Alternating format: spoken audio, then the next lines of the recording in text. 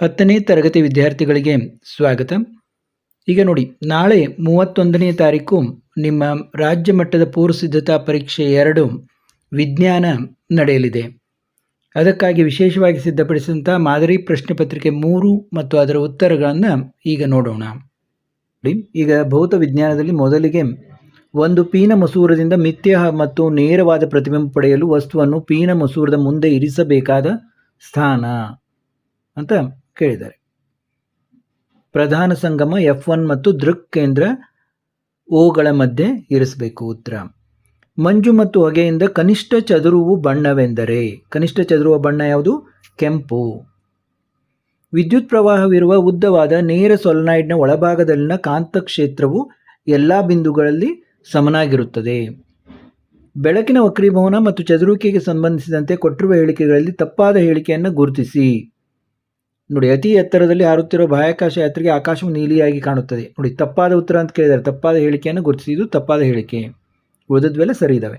ಇನ್ನು ಈ ಕೆಳಗಿನ ಪ್ರಶ್ನೆಗಳಿಗೆ ಉತ್ತರಿಸಿ. ಒಂದು ವಿದ್ಯುತ್ ಮಂಡಲದಲ್ಲಿ ಉಪಯೋಗಿಸುವ ಕೆಳಗಿನ ಘಟಕಗಳ ಚಿಹ್ನೆಗಳನ್ನು ಬರೆಯಿರಿ. ನೋಡಿ, ಸೇರ್ಪಡೆ ಇಲ್ಲದ ದಾಟಿದ ತಂತಿ ಯಾವ ರೀತಿ ಬರಿಬೇಕು? ಇದು ಸೇರ್ಪಡೆ ಇಲ್ಲದ ದಾಟಿದ ತಂತಿ. ಇನ್ನೊಂದೇನು? Volt meter. ವೋಲ್ಟ್ ಮೀಟರನ್ನು ಈ ರೀತಿ ತೋರಿಸ್ಬೇಕು. Volt meter. ಗಾಜಿನ ಪಟಕದ ಮೂಲಕ ಬೆಳಕಿನ ವಕ್ರೀಭವನವನ್ನು ತೋರಿಸುವ ಕೆಳಗಿನ ಚಿತ್ರವನ್ನು ಗಮನಿಸಿ. ನೋಡಿ, ಎಕ್ಸ್ ಎಂದು ಗುರುತಿಸಿರುವ ಕೋನವನ್ನು ಹೆಸರಿಸಿ ಮತ್ತು ಆ ಕೋನದ ಉಂಟಾಗುವಿಕೆಗೆ ಕಾರಣವನ್ನು ಕೊಡಿ. ನೋಡಿ, ದಿಕ್ಪಲ್ಲಟ ಕೋನ. ಪಟಕದ ವಿಶೇಷ ಆಕಾರವು ನಿರ್ಗಮನ ಕಿರಣವನ್ನು ಪತನ ಕಿರಣದ ದಿಕ್ಕಿನಿಂದ ಬಾಗುವಂತೆ ಮಾಡುತ್ತದೆ. ಇನ್ನು ಕೆಳಗಿನ ಪ್ರಶ್ನೆಗಳಿಗೆ ಉತ್ತರಿಸಿ. ಕೊಟ್ಟಿರುವ ಚಿತ್ರವನ್ನು ಗಮನಿಸಿ. ನೋಡಿ, ಸುರುಳಿ 2ಕ್ಕೆ ಸಂಪರ್ಕಿಸಲಾಗಿರುವ ಪ್ಲಗ್ಗೆ ಕೀಯನ್ನು ಸೇರಿಸಿದಾಗ ಉಳಿದಿರುವ ಯಾವ ಸುರುಳಿಯಲ್ಲಿ ಅಧಿಕ ವಿದ್ಯುತ್ ಪ್ರವಾಹ ಪ್ರೇರಿತವಾಗುತ್ತದೆ, ಏಕೆ ಅಂತ ಕೇಳಿದ್ದಾರೆ. ನೋಡಿ, ಚಿತ್ರವನ್ನು ನೋಡಿ ಚೆನ್ನಾಗಿ. ಉತ್ತರ ನೋಡಿ, ಸುರುಳಿ 1ರಲ್ಲಿ ಅಧಿಕ ವಿದ್ಯುತ್ ಪ್ರವಾಹ ಪ್ರೇರಿತವಾಗುತ್ತದೆ. ಸುರುಳಿ 3ಕ್ಕಿಂತ ಸುರುಳಿ 1ರಲ್ಲಿ ಸುತ್ತುಗಳ ಸಂಖ್ಯೆ ಹೆಚ್ಚಾಗಿದೆ. ಏನು ಅಂದರೆ ಸುರುಳಿ 3ಕ್ಕಿಂತ ಸುರುಳಿ 1ರಲ್ಲಿ ಸುತ್ತುಗಳ ಸಂಖ್ಯೆ ಹೆಚ್ಚಾಗಿದೆ. ಸುತ್ತುಗಳ ಸಂಖ್ಯೆ ಹೆಚ್ಚಾದರೆ ವಿದ್ಯುತ್ ಪ್ರವಾಹ ಹೆಚ್ಚು ಪ್ರೇರಿತವಾಗುತ್ತದೆ. ಸುರುಳಿಯಲ್ಲಿ ಸುತ್ತುಗಳ ಸಂಖ್ಯೆ ಹೆಚ್ಚಾದಂತೆ ಪ್ರೇರಿತ ವಿದ್ಯುತ್ ಪ್ರವಾಹ ಹೆಚ್ಚಾಗುತ್ತದೆ. ಅದೇ ಇದೆ ನೋಡಿ. ಇನ್ನು ಬೆಳಕಿನ ಪ್ರತಿಫಲನದ ನಿಯಮಗಳನ್ನು ರೂಪಿಸಿ. ಪತನ ಕೋನವು ಪ್ರತಿಫಲನ ಕೋನಕ್ಕೆ ಸಮನಾಗಿರುತ್ತದೆ. ಪತನ ಕಿರಣ ಪತನ ಬಿಂದುವಿನಲ್ಲಿ ಪ್ರತಿಫಲನದ ಮೇಲ್ಮೈಗೆ ಎಳೆದ ಲಂಬ ಮತ್ತು ಪ್ರತಿಫಲಿತ ಕಿರಣ ಈ ಮೂರು ಒಂದೇ ಸಮತಲದಲ್ಲಿರುತ್ತವೆ. ಇನ್ನು ಈ ಕೆಳಗಿನ ಪ್ರಶ್ನೆಗಳಿಗೆ ಉತ್ತರಿಸಿ ಅಂದರೆ 3 ಅಂಕ.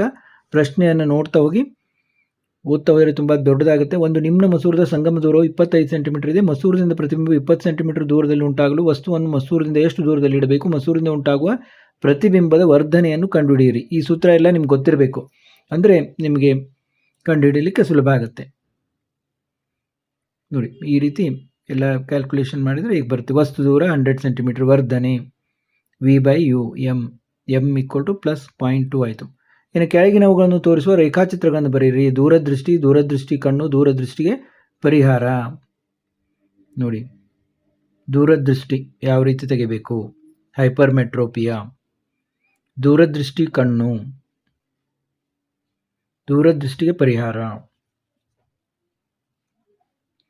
ಇನ್ನು ಜೈವಿಕ ಅನಿಲ ಸ್ಥಾನದಲ್ಲಿರುವ ಪಾಚಕದ ಕಾರ್ಯವನ್ನು ತಿಳಿಸಿ. ಜೈವಿಕ ಅನಿಲವು ಅತ್ಯುತ್ತಮ ಇಂಧನವಾಗಿದೆ ಎಂದು ಪುಷ್ಟೀಕರಿಸುವ ಅದರ 4 ಗುಣಗಳನ್ನು ತಿಳಿಸಿ. ಅಥವಾ ಉತ್ತಮ ಶಕ್ತಿ ಆಕಾರ ಹೊಂದಿರುವ ಯಾವುದಾದ್ರೂ 4 ಗುಣಗಳನ್ನು ತಿಳಿಸಿ. ಸೌರಕೋಶಗಳ ಪ್ರಮುಖ ಅನುಕೂಲಗಳನ್ನು ತಿಳಿಸಿ. ನೋಡಿ, ಇದನ್ನಾದ್ರೂ ಬರೀಬೋದು ಅಥವಾ ಇದನ್ನಾದರೂ ಬರೀಬೋದು. ನೋಡಿ, ಜೈವಿಕ ಅನಿಲ ಸ್ಥಾವರದಲ್ಲಿರುವಂತಹ ಪಾಚಕದ ಕಾರ್ಯ.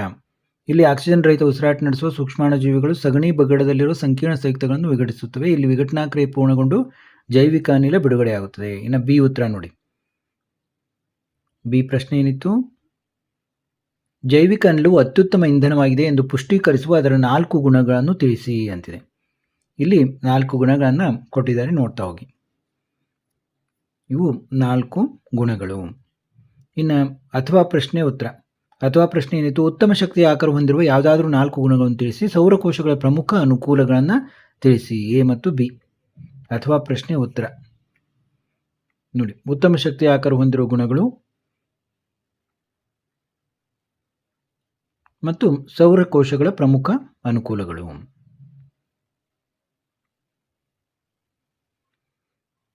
ಇನ್ನು ಕೆಳಗಿನ ಪ್ರಶ್ನೆಗೆ ಉತ್ತರಿಸಿ. ದಿಕ್ಸೂಚಿಯ ಸಹಾಯದಿಂದ ದಂಡಕಾಂತವೊಂದರ ಸುತ್ತಲಿನ ಕಾಂತೀಯ ಬಲರೇಖೆಗಳನ್ನು ಗುರುತಿಸುವ ಪ್ರಯೋಗವನ್ನು ವಿವರಿಸಿ. ಕಾಂತೀಯ ಬಲರೇಖೆಗಳ 2 ಗುಣಗಳನ್ನು ತಿಳಿಸಿ. ಅಥವಾ ವಿದ್ಯುತ್ ಪ್ರವಾಹ ಇರುವ ವಾಹಕವನ್ನು ಕಾಂತಕ್ಷೇತ್ರದಲ್ಲಿ ಇರಿಸಿದಾಗ ಅದು ಬಲವನ್ನು ಅನುಭವಿಸುತ್ತದೆ ಎಂದು ತೋರಿಸುವ ಪ್ರಯೋಗವನ್ನು ವಿವರಿಸಿ. ಒಂದು ಸರಳ ವಿದ್ಯುತ್ ಮೋಟಾರನ್ನು ವಾಣಿಜ್ಯ ಮೋಟಾರ್ ಆಗಿ ಹೇಗೆ ಪರಿವರ್ತಿಸಲಾಗುವುದು? ನೋಡಿ 12ರ ಎಲ್ಲ ಉತ್ತರಗಳನ್ನು ನೋಡೋಣ. ವಿಡಿಯೋ ತುಂಬ ದೊಡ್ಡದಾಗೋದ್ರಿಂದ ನಾನು ತೋರಿಸ್ತಾ ಹೋಗ್ತಾ ಇದ್ದೀನಿ, ನೋಡ್ತಾ ಹೋಗಿ. ದಿಕ್ಸೂಚಿಯ ಸಹಾಯದಿಂದ ದಂಡಕಾಂತವೊಂದರ ಸುತ್ತಲಿನ ಕಾಂತೀಯ ಬಲರೇಖೆಯನ್ನು ಎಳೆಯುವುದು.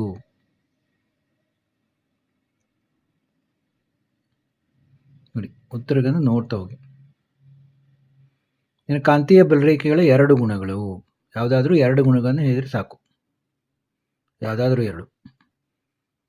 ಆಮೇಲೆ ಅಥವಾ ಪ್ರಶ್ನೆ ಉತ್ತರ ನೋಡಿ. ಅಲ್ಯೂಮಿನಿಯಂನ ಒಂದು ಚಿಕ್ಕ ಸಲಾಕೆಯನ್ನು 2 ವಾಹಕ ತಂತಿಗಳ ಸಹಾಯದಿಂದ ನೇತು ಹಾಕಿ ಒಂದು ಶಕ್ತಿಯುತ ಕುದುರೆಯ ಆಳಾಕಾರದ ಕಾಂತವನ್ನು ತೆಗೆದುಕೊಂಡು ಅದರ ಕಾಂತಕ್ಷೇತ್ರವು ಮೇಲ್ಮುಖವಾಗಿರುವಂತೆ ಆ 2 ಧ್ರುವಗಳ ನಡುವೆ ಚಿಕ್ಕ ಸಲಾಕೆ ಇರುವಂತೆ ಇರಿಸಬೇಕು. ನೋಡಿ ನೋಡ್ತಾ ಹೋಗಿ. ನೋಡಿ, ಸ್ಥಿರವಾದ ಕಾಂತದ ಬದಲು ವಿದ್ಯುತ್ ಕಾಂತವನ್ನು ಬಳಸುವುದರಿಂದ ವಿದ್ಯುತ್ ವಾಹಕ ಸುರುಳಿಯಲ್ಲಿನ ಸುತ್ತುಗಳ ಸಂಖ್ಯೆಯನ್ನು ಹೆಚ್ಚಿಸುವುದರಿಂದ ಸುರುಳಿಯಿಂದ ಸುತ್ತಲ್ಪಟ್ಟ ಮೃದು ಕಬ್ಬಿಣವನ್ನು ಬಳಸುವುದರಿಂದ ಯಾವ ರೀತಿ ಹೆಚ್ಚಿಗೆ ಮಾಡ್ಬೋದು ಅನ್ನೋದು, ಯಾವುದಾದ್ರೂ 2 ಬರಬೇಕು. ಇನ್ನು 6ರಲ್ಲಿ ಈ ಕೆಳಗಿನ ಪ್ರಶ್ನೆಗೆ ಉತ್ತರಿಸಿ. ವಾಹಕದ ರೋಧ ಎಂದರೇನು? ವಾಹಕದ ರೋಧವು ಯಾವ ಅಂಶಗಳ ಮೇಲೆ ಅವಲಂಬಿತವಾಗಿದೆ? ವಿದ್ಯುತ್ ಉಪಕರಣಗಳನ್ನು ಸರಳಿ ಕ್ರಮದಲ್ಲಿ ಜೋಡಿಸುವ ಬದಲು ಸಮಾಂತರವಾಗಿ ಜೋಡಿಸುವುದು ಪ್ರಯೋಜನಕಾರಿಯಾಗಿದೆ, ಏಕೆ? ವಿವರಿಸಿರಿ. ನೋಡಿ ಉತ್ತರಗಳನ್ನು. ಇನ್ನು ನೋಡಿ, ಭಾಗ ಬಿ ಯಲ್ಲಿ ರಸಾಯನ ವಿಜ್ಞಾನದಲ್ಲಿ ಪ್ರೊಪೆನಾಲ್ನ ಅಣುಸೂತ್ರ. ನೋಡಿ ಪ್ರೊಪೆನಾಲ್ನ ಅಣುಸೂತ್ರ. ನಂತರ 15ನೇ ಪ್ರಶ್ನೆ ನೋಡಿ. ಲೋಹಗಳ ಕ್ರಿಯಾಶೀಲತೆಯನ್ನು ಇಳಿಕೆ ಕ್ರಮದಲ್ಲಿ ಸೂಚಿಸುವ ಸರಣಿ. ಕೆಳಗಿನ ಪ್ರಶ್ನೆಗೆ ಉತ್ತರಿಸಿ. ಲವಣದ ಸ್ವಭಾವವನ್ನು ಸೂಕ್ತ ಕಾರಣದೊಂದಿಗೆ ನಿರ್ಧರಿಸಿ. ಬ್ಯೂಟೇನ್ನ ರಚನಾ ಸಮಾಂಗಿಗಳ ರಚನೆಯನ್ನು ಬರೆಯಿರಿ.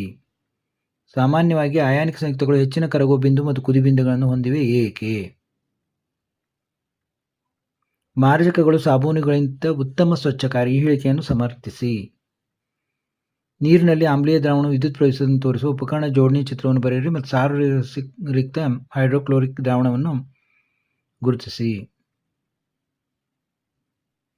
ಮಿಶ್ರಲೋಹಗಳು ಎಂದರೇನು? ತಾಮ್ರದ 2 ಮಿಶ್ರಲೋಹಗಳನ್ನು ಹೆಸರಿಸಿ. ಅಥವಾ ಉಭಯಧರ್ಮಿ ಆಕ್ಸೈಡ್ಗಳು ಎಂದರೇನು? 2 ಉದಾಹರಣೆಗಳನ್ನು ಕೊಡಿ.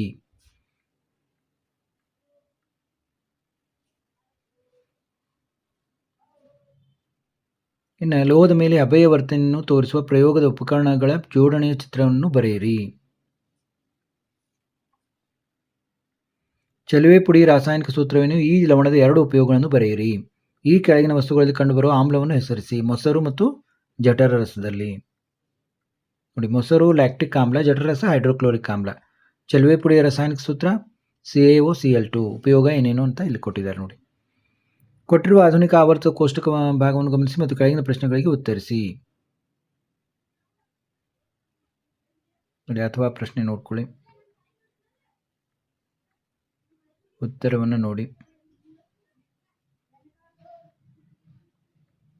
ಇನ್ನು ಅನುರೂಪ ಶ್ರೇಣಿಯ ಮೊದಲ ಸದಸ್ಯನ ಅಣುಸೂತ್ರವು C2H2 ಆದರೆ ಆ ಸರಣಿಯ ಮುಂದಿನ 2 ಸದಸ್ಯರ ಅಣುಸೂತ್ರ ಮತ್ತು ಹೆಸರುಗಳನ್ನು ಬರೆಯಿರಿ.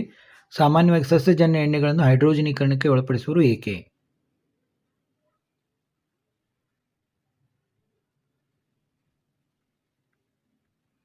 ಈ 26ನೇ ಪ್ರಶ್ನೆ ನೋಡಿ.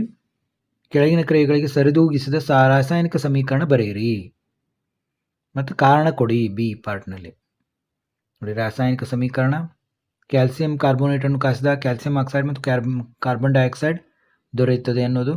ನೈಸರ್ಗಿಕ ಅನಿಲ ಮೀಥೇನ್ ದಹನ ಕ್ರಿಯೆಯಿಂದ ಕಾರ್ಬನ್ ಡೈಆಕ್ಸೈಡ್ ಮತ್ತು ನೀರು ದೊರೆಯುತ್ತದೆ ಅನ್ನೋದು. ಇನ್ನು ಕಾರಣ ಕೊಡಿ ನೋಡಿ. ತಾಮ್ರದಿಂದ ಮಾಡಿದ ವಸ್ತುಗಳನ್ನು ಗಾಳಿಗೆ ತೆರೆದಿಟ್ಟಾಗ ತಮ್ಮ ಮೇಲ್ಮೈನ ಹೊಳಪನ್ನು ಕಳೆದುಕೊಳ್ಳುತ್ತವೆ, ಯಾಕೆ ಅನ್ನೋದು ಇಲ್ಲಿ ಕೊಟ್ಟರೆ.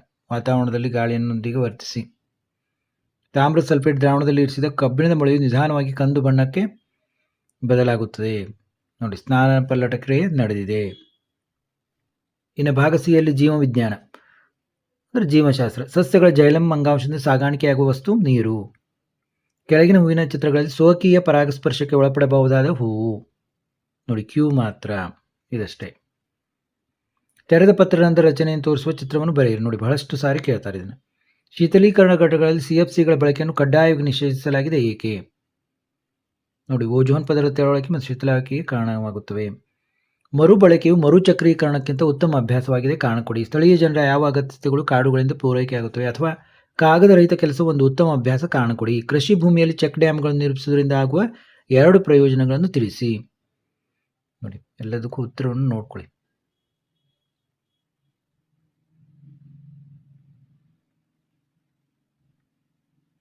ಕಾಗದ ಬಳಕೆಯಿಂದ ಏನಾಗ್ತದೆ? ಅರಣ್ಯನಾಶ ಆಗ್ತದೆ.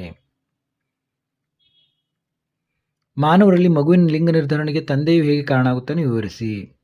ನೋಡಿ, ತಂದೆಯಲ್ಲಿ ಎಕ್ಸ್ ಮತ್ತು ವಾಯ್ ಇರುತ್ತೆ, ತಾಯಿಯಲ್ಲಿ ಎಕ್ಸೇ ಇರುತ್ತೆ. ಆದ ಕಾರಣ ವಾಯಿಂದ ಗಂಡು ಅಥವಾ ಹೆಣ್ಣು ಅನ್ನೋದು ನಿರ್ಧಾರ ಆಗ್ತದೆ.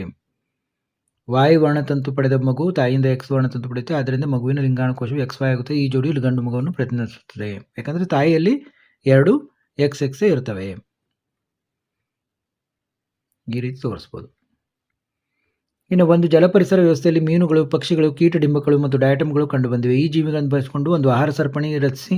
ಈ ಆಹಾರ ಸರಪಣಿಯಲ್ಲಿ ತೃತೀಯ ಭಕ್ಷಕ ಜೀವಿಗಳಿಗೆ 10 ಕ್ಯಾಲೋರಿಗಳಷ್ಟು ಶಕ್ತಿಯು ಲಭ್ಯವಾದರೆ ಮೊದಲನೇ ಪೋಷಣಾಸ್ತರದ ಜೀವಿಗಳಿಗೆ ಉತ್ಪಾದನೆಯಾದ ಶಕ್ತಿಯ ಪ್ರಮಾಣ ಎಷ್ಟು? ಮುಟ್ಟಿದ ಮುನಿ ಸಸ್ಯವು ಸ್ಪರ್ಶಕ್ಕೆ ಹೇಗೆ ಪ್ರತಿಕ್ರಿಯಿಸಿ ವಿವರಿಸಿರಿ. ಆಕ್ಸಿನ್ ಮತ್ತು ಆಪ್ಸಿಕ್ ಆಮ್ಲ ಹಾರ್ಮೋನುಗಳ ಒಂದು ಕಾರ್ಯವನ್ನು ತಿಳಿಸಿ. ನೋಡಿ, ಬಹಳಷ್ಟು ಸಾರಿ ಕೇಳ್ತಾರೆ. ಸ್ನಾಯು ಕೋಶಗಳು ನರವೇಗಗಳಿಗೆ ಹೇಗೆ ಪ್ರತಿಕ್ರಿಯಿಸುತ್ತವೆ? ಮಾನವರಲ್ಲಿ ಇನ್ಸುಲಿನ್ ಮತ್ತು ಈಸ್ಟ್ರೋಜನ್ ಹಾರ್ಮೋನ್ಗಳ ಕಾರ್ಯವನ್ನು ತಿಳಿಸಿ.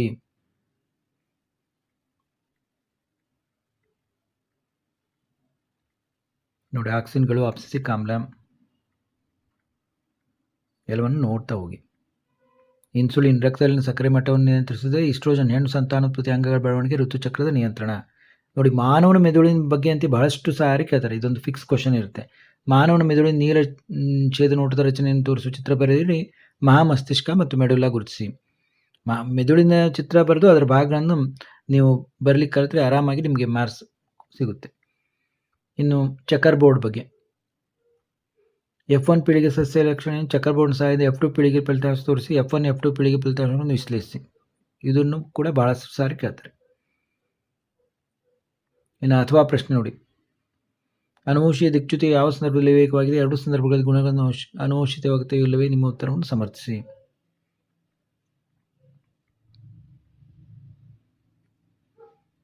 ಇನ್ನು ಅಲೈಂಗಿಕ ಸಂತಾನೋತ್ಪತ್ತಿ ಎಂದರೇನು? ಪ್ಲನೇರಿಯಾ ಮತ್ತು ರೈಜೋಪಸ್ ಜೀವಿಗಳಲ್ಲಿ ಜರುಗುವ ಅಲೈಂಗಿಕ ಸಂತಾನೋತ್ಪತ್ತಿ ವಿಧಾನವನ್ನು ತಿಳಿಸಿ. ಮಾನವರ ಪುರುಷ ಸಂತಾನೋತ್ಪತ್ತಿ ವಿಧಾನದಲ್ಲಿ ವೃಷಣಗಳ ಮತ್ತು ಪ್ರೋಸ್ಟೇಟ್ ಗ್ರಂಥಿಗಳ ಪಾತ್ರವೇನು?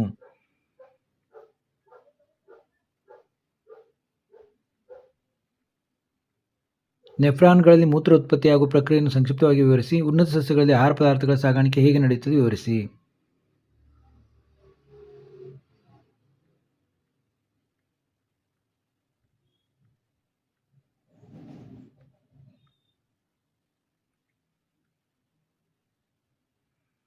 ನೋಡಿ, ಇಲ್ಲಿವರೆಗೆ ಈ ಪತ್ರಿಕೆ 3 ನೋಡಿದ್ದು. ಈಗಾಗಲೇ 2 ಪತ್ರಿಕೆಗಳನ್ನು ನೋಡಿದ್ದು. ಮತ್ತೆ ಮುಂದಿನ ಒಂದು ವಿಷಯದೊಂದಿಗೆ, ಪತ್ರಿಕೆಯೊಂದಿಗೆ ಭೇಟಿಯಾಗೋಣ.